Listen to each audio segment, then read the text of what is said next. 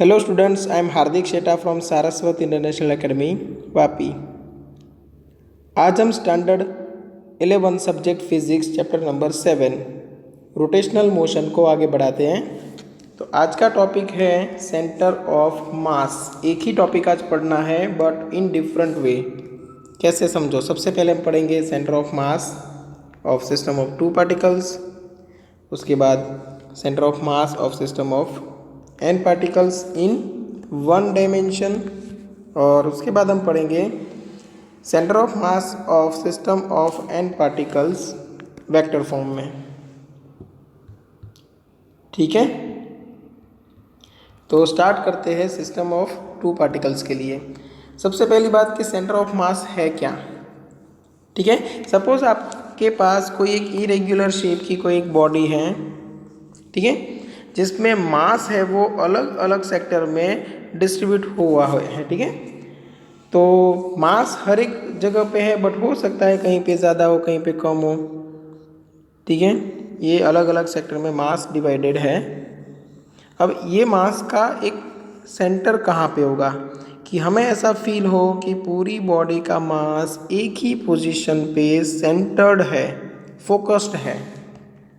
तो हो सकता है कि यहाँ पे एक पॉइंट ऐसा मिले मुझे जहाँ पे ये पूरी बॉडी का मास है वो फोकस्ड होगा, और उसी को हम बोलते हैं सेंटर ऑफ मास।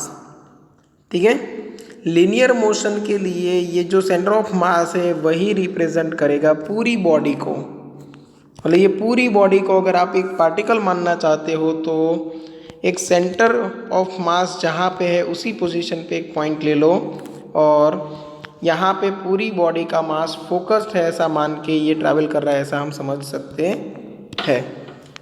ठीक है, तो सपोज हमारे पास एक सिस्टम है,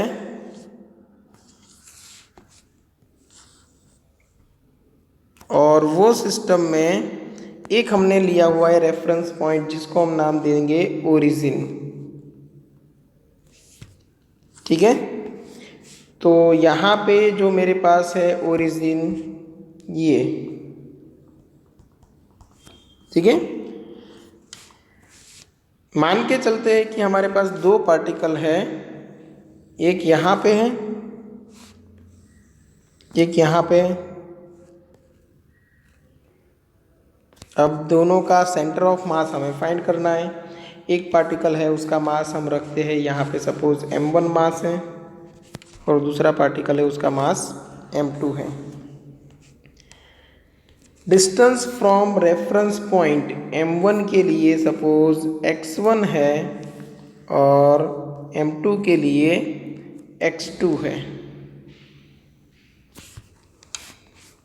तो ये हुआ x1 और ये है x2। सपोज ये पूरी सिस्टम का सेंटर ऑफ मास, ये पूरी सिस्टम का मास सपोज यहाँ पे सेंटर्ड है थोड़ा इस तरफ, क्योंकि मुझे लग रहा है कि ये मास की वैल्यू ज़्यादा होगी, हो सकता है इसकी वैल्यू ज़्यादा है। ठीक है, डिपेंड करेगा वो तो मटेरियल कौन सा है, बट हम मान के चलते कि suppose centre of mass of the system of this two bodies वो आपको यहाँ पे कहीं पे मिलता है, और उसकी पोजीशन फ्रॉम ओरिजिन सपोज है XCM, position of centre of मास। ठीक है, तो उसके लिए भी यहाँ पे एक फॉर्मूला आएगा position of centre of mass के लिए। Position of centre of mass के लिए फॉर्मूला बनेगा XCM इक्वल टू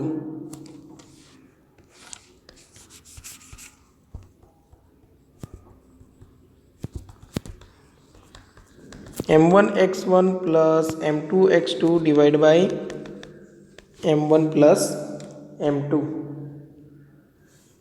ठीक है, अब यहाँ पे एक चीज़ याद रखो, अगर दोनों बॉडी का मास सेम है तो एक केस बनेगा if m1 is equal to m2, if m1 equal to m2 then XCM क्या बनेगा, तो मैं m इंटू x1 लिख सकता हूँ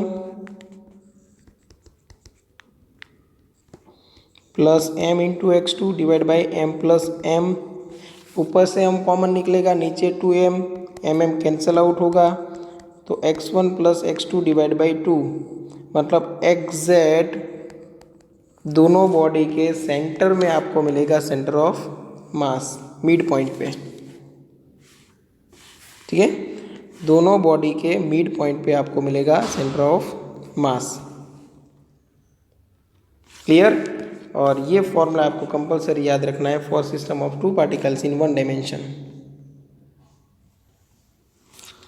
ठीक है, अगर ऐसे ही n पार्टिकल्स है तो फिर यहाँ पे आ जाते हैं centre of mass of system of n particles in one dimension. तो फिर सेंटर ऑफ मास का फॉर्मूला बनता XCM इक्वल टू m1x1, इसी को एक्सटेंड करना है, plus m2x2 plus plus plus plus plus mnxn divide by m1 plus m2 plus plus plus plus mn लिख सकते हैं हम। तो ऊपर देखो समेशन के फॉर्म में हम एकदम शॉर्ट में लिख सकते हैं mi समेशन के फॉर्म में लिख सकते हैं mi where i equal to 1 to n divide by summation of mi लिख सकते हैं, और यहाँ पे भी i डिफाइन कर दो, i equal to 1 to n। तो अगर ये टर्म को आप एक्सटेंड करते हो तो फिर आपको ये मिल जाएगा। देखो i की वैल्यू सबसे पहले रखनी है 1, तो m1x1 बनेगा। फिर ये जो साइन है समेशन, मतलब यहाँ पे एडिशन करोगे, फिर i की वैल्यू इंक्रीज करोगे तो बनेगा m2x2, फिर समेशन आएगा मतलब प्लस, फिर m3x3 plus m4x4 plus m5x5। वैसे ही अगर 10 पार्टिकल है तो m10x10 तक जाएगा। ठीक है, हियर समेशन ऑफ mi, उसी को आप बोल सकते हो कैपिटल M। कैपिटल M मतलब क्या हो गया, total mass of entire system, total mass of system लिख सकते हो।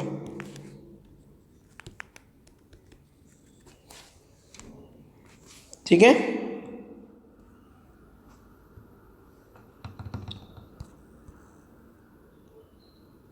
चलो ये भी क्लियर होगा।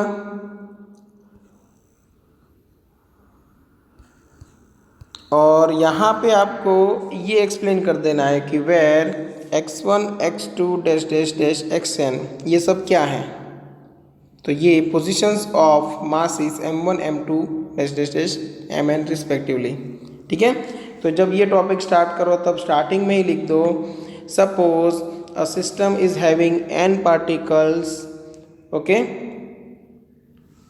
और सबके मास है m1 m2 dash dash dash mn and x1 x2 dash dash dash xn है, वो positions of their of respective masses है। ठीक है, then system of centre of mass for the system is given by, उसके बाद ये formula start करो, फिर उस फॉर्मूला को एक समेशन के फॉर्म में रखो, और उसमें भी समेशन ऑफ mi है, वो टोटल मास है m, वो दिखा दो यहाँ पे। क्लियर? ओके, तो ये भी हो गया।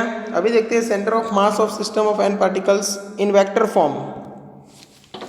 अब ये सभी को वेक्टर फॉर्म में कन्वर्ट करना है, तो वेक्टर फॉर्म में फॉर्मूला आएगा RCM equal to m1 r1 vector plus m2 r2 vector plus plus plus plus plus mn rn vector. जब अपनी नोट्स बनाओ तब मैथमेटिकल स्टेप्स ये सब भी रखो, बट जो बाकी का एक्सप्लेनेशन है वो मैंने यहाँ पे आपको एक्सप्लेन तो कर दिया है, बट टेक्स्ट बुक में से अच्छे से लिख लो। ठीक है, तो यहाँ पे centre of mass RCM vector equal to बनेगा m1 r1 vector plus m2 r2 vector plus plus plus mn rn vector तक जाएगा, divide by m1 plus m2 plus plus plus mn कर सकते हो हियर। तो यहाँ पे लिख सकते हो हियर RCM क्या है? सेंटर ऑफ मास की पोजीशन है। अब देखो एक्चुअली सिस्टम कैसी होगी वो मैं आपको यहाँ पे दिखा देता हूँ कि सपोज ये 3 डायमेंशनल हम एक कोऑर्डिनेट सिस्टम ले लेते हैं। ये सपोज एक कोऑर्डिनेट सिस्टम है जिसके अंदर 3 एक्सिस है x, y एंड z।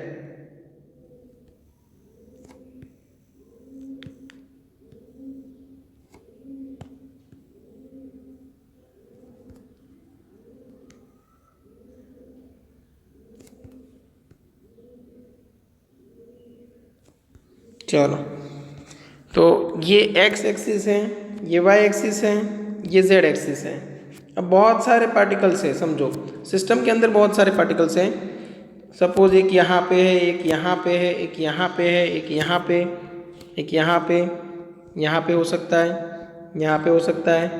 तो सभी के पोजीशन वेक्टर्स है वो, सपोज यहाँ से यहाँ तक का एक पोजीशन वेक्टर मैं ले लूँ, ये R1 वेक्टर है और जिसका मास m1 है। ये R2 वेक्टर,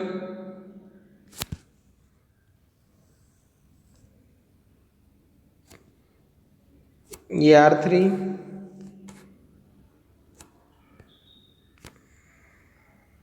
R4, सेम वैसे बहुत सारे।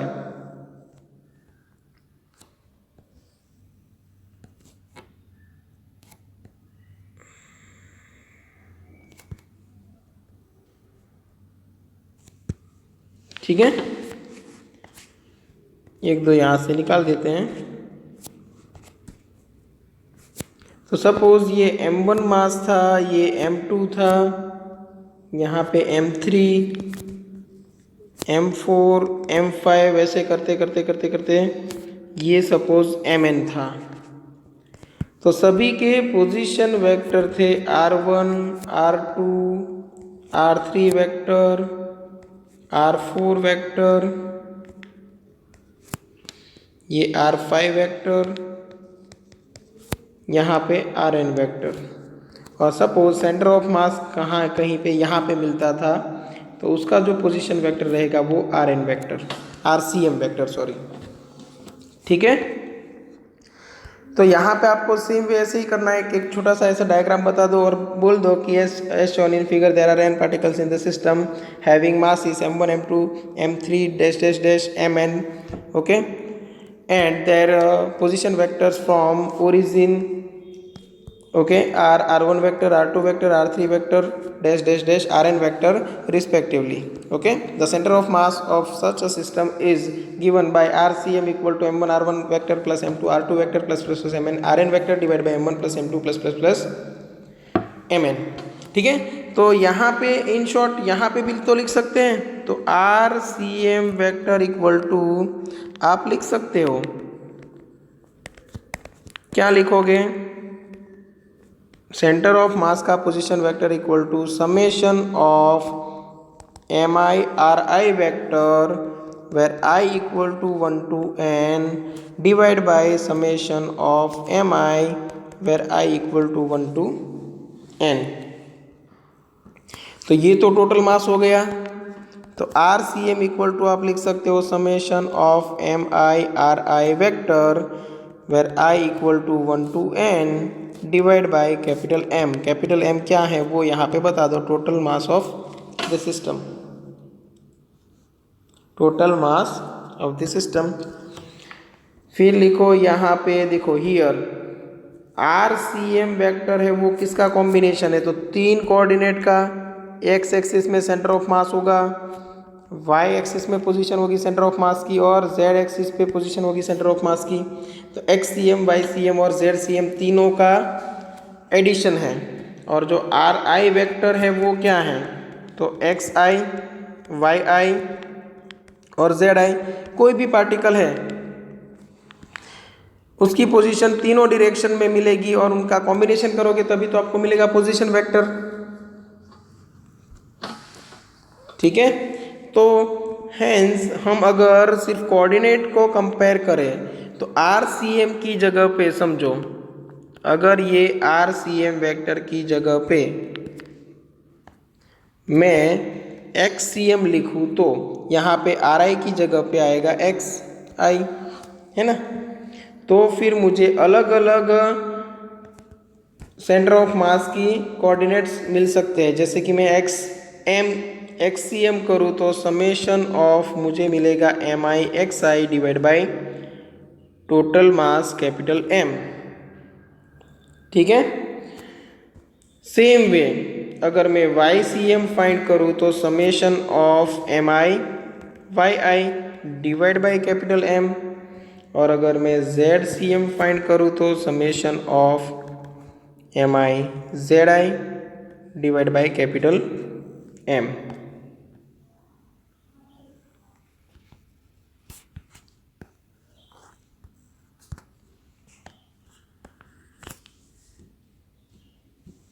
ठीक है।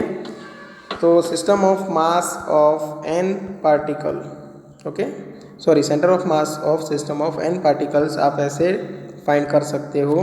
या तो आप फर्स्ट फॉर्मूला का यूज़ करो, तीनों कोऑर्डिनेट्स एक साथ फाइंड कर लो, या तो ये फॉर्मूलाज का यूज़ करो और x coordinate, y coordinate, z coordinate तीनों अलग अलग डिराइव करो और उसके बाद यहाँ पे रख दो तो भी चलेगा, ठीक है। उसके लिए आपको टेक्स्ट बुक में एक एग्जाम्पल दिया हुआ है, ठीक है, वो एग्जाम्पल हम यहाँ पे स्टडी कर लेते हैं। For example, suppose that we have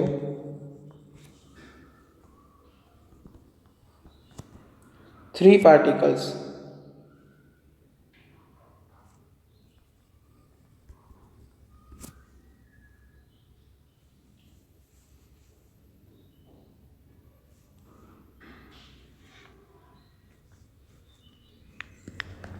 in XY plane. Suppose दो ही डायमेंशन है, तीन पार्टिकल है XY प्लेन में, ठीक है। तो ऐसे हो सकते not lying on straight line, straight line में नहीं है, तो आपको कुछ इस तरह मिल सकता है। सपोज कि ये x axis and y axis है, ये x एक्सिस है और ये y एक्सिस है। हमारे पास जो तीन पार्टिकल है वो सपोज उसमें से एक यहाँ पे है, एक यहाँ पे है, एक यहाँ पे है, ठीक है। तीनों पार्टिकल के हम नाम दे देते यहाँ पे M1, M2 और M3, तीनों के मास हमने यहाँ पे डिस्क्राइब कर दिए। तीनों के कोऑर्डिनेट्स देखो तो आपको पता चलेगा। सपोज ये M1 इधर रख देते हैं, ओके।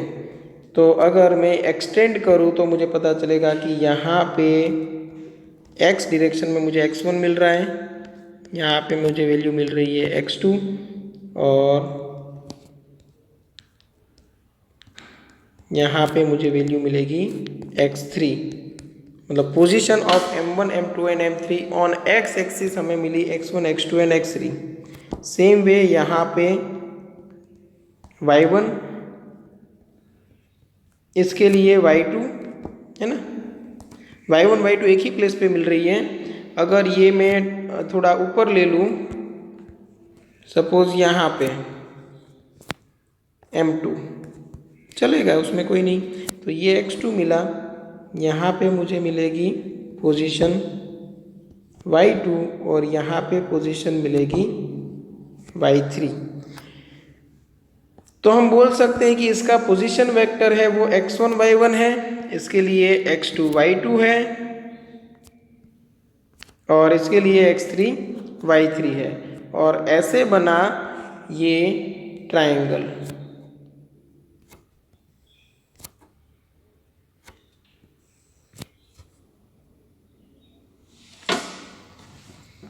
और जो यहाँ पे है वो ओरिजिन 0 0। तो हमें जो सेंटर ऑफ मास मिलेगा वो ये 0 0 के रिस्पेक्ट में मिलेगा। क्यों? क्योंकि सारे जितने भी मासेस है यहाँ पे उन सब की पोजीशन हमने विथ रिस्पेक्ट टू 0 0 मतलब ओरिजिन के रिस्पेक्ट में ली हुई है। ठीक है, तो यहाँ पे मुझे अगर एक्स डायरेक्शन में समझो कि अगर सेंटर ऑफ मास मेरा कहाँ कहीं पे यहाँ पे कहीं पे आ रहा है, सपोज ये है सेंटर ऑफ मास, तो सेंटर ऑफ मास का पोजीशन है वो मुझे यहाँ पे मिलेगा और एक यहाँ पे मिलेगा। तो x डायरेक्शन में जो मुझे सेंटर ऑफ मास मिल रहा है वो सपोज मैं बोल दूँ एक्स सी एम है, और y डायरेक्शन में जो मुझे मिल रहा है वो मैं बोल दूँ वाई सी एम है। ओके, तो एक्स सी एम में अलग से फाइंड कर सकता हूँ, वाई सी एम अलग से। तो एक्स सी एम मुझे मिलेगा m1 x1 plus m2 x2 plus m3 x3 divide by m1 plus m2 plus m3। Same way मुझे वाई सी एम अलग से मिल सकता है m1 y1 plus m2 y2 plus m3 y3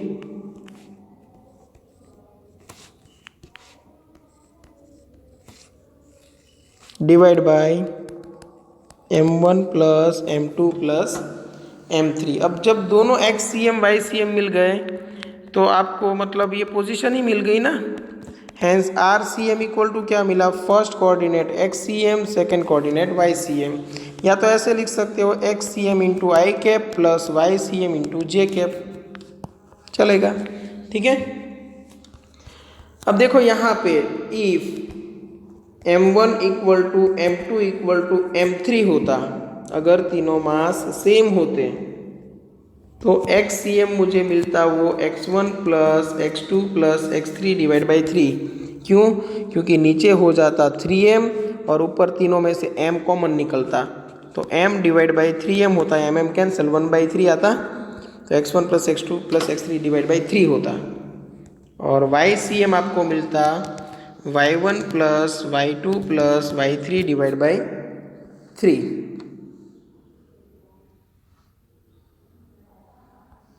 okay, तो इसका मतलब क्या हुआ, इसका मतलब ये हुआ कि thus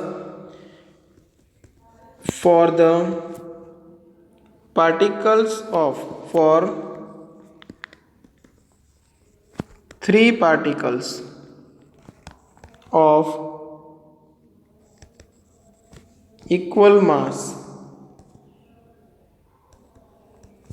the center of mass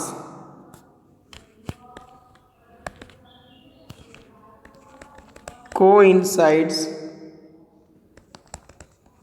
with the, ये सेंट्रोइड मिला ना हमें, आप 10th स्टैंडर्ड में ये पढ़ते थे, तो ये सेंट्रोइड हो गया, centroid of the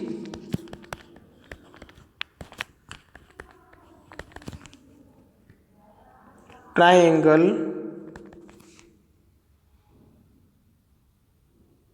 formed by the particles।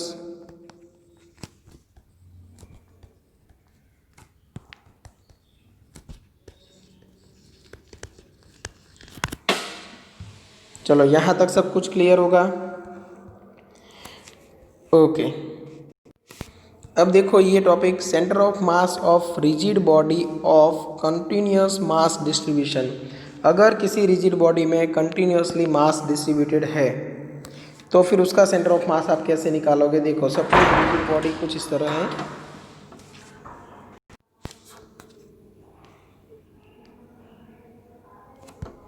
Okay, तो यहाँ पे एक सिस्टम ऑफ कोऑर्डिनेट फिर से ले लेते हैं, ये एक्स एक्सिस ये वाई एक्सिस।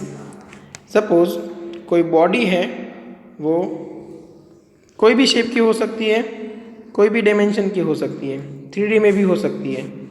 तो मैंने सपोज यहाँ पे एक सैंपल सिलेक्ट किया, यहाँ पे जेड एक्सिस भी होगी,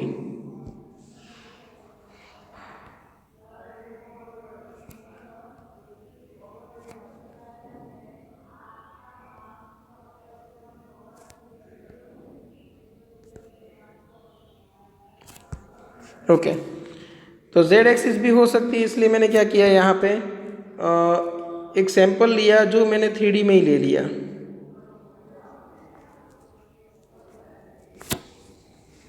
और उसका पोजीशन वेक्टर मैंने फ्रॉम सेंटर लिया, सपोज RI।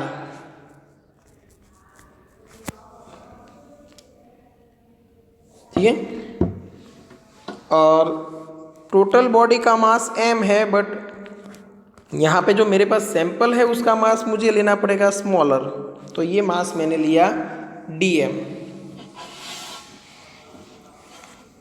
ठीक है, डेल्टा m भी मैं लिख सकता हूँ, तो सपोज मैंने यहाँ पे लिया डेल्टा m, है ना। तो अभी इसके भी सेंटर ऑफ मास के 3 कोऑर्डिनेट्स मुझे मिलेंगे, xcm, ycm, zcm। तो मुझे xcm क्या मिलेगा, यहाँ से सोचो, जो मैंने समेशन के फॉर्म में लिखा था। अभी मुझे लिखना पड़ेगा डेल्टा mi और पोजीशन xi। तो यहाँ पे बनेगा सेम वैसे ही summation of delta mi xi divide by summation of delta mi।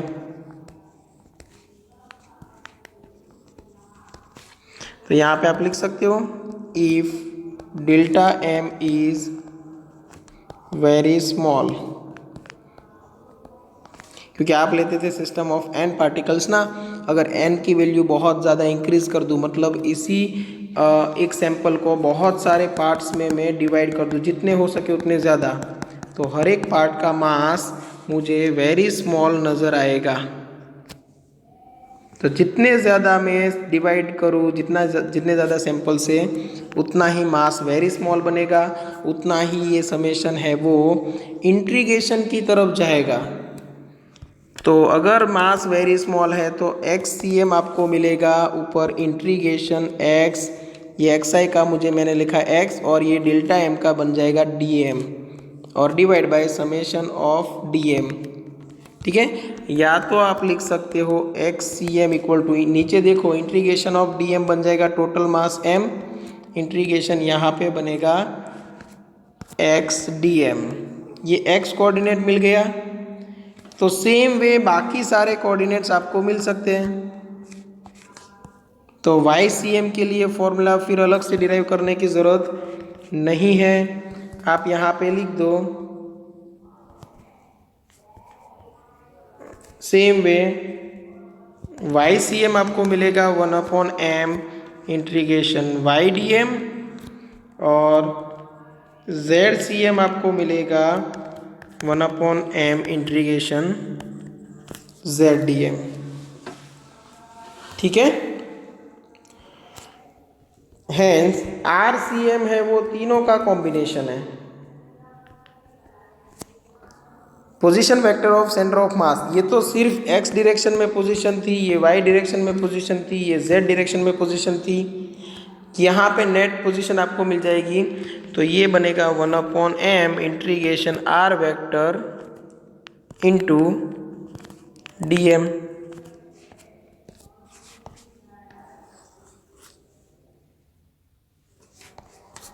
अगर सेंटर ऑफ मास को ही आप ओरिजिन पे ले लो तो ये xcm आपको 0 मिलेगा, ycm 0 मिलेगा और zcm भी 0 मिलेगा, और ये आपको मिलेगा 0 0 0। अगर पोजीशन ऑफ सेंटर ऑफ मास को आप ओरिजिन पे ले लेते हो तो। क्लियर? तो यहाँ पे हर एक टाइप के सिस्टम 2 पार्टिकल वाली, n पार्टिकल वाली, n पार्टिकल 3D में, और कंटिन्यूस मास डिस्ट्रीब्यूशन वाली सभी टाइप के सिस्टम के लिए सेंटर ऑफ मास कैसे निकाले वो हमने यहाँ पे पढ़ लिया। ठीक है, अभी नेक्स्ट लेक्चर में हम ये सिलेबस को आगे बढ़ाएंगे। टॉपिक कहाँ पे हुआ है आप टेक्स्ट बुक में देख लोगे, तो अभी आपको पता चल जाएगा कि टेक्स्ट बुक के हिसाब से हम कहाँ तक पहुँचे हैं। ठीक है, और एकदम वर्ड टू वर्ड अच्छे से पढ़ लो। अगर कहीं पे डाउट लग रहा है तो एनी टाइम कॉन्टैक्ट कर सकते हो। ओके, चलो यहाँ तक रखते हैं। Thank you.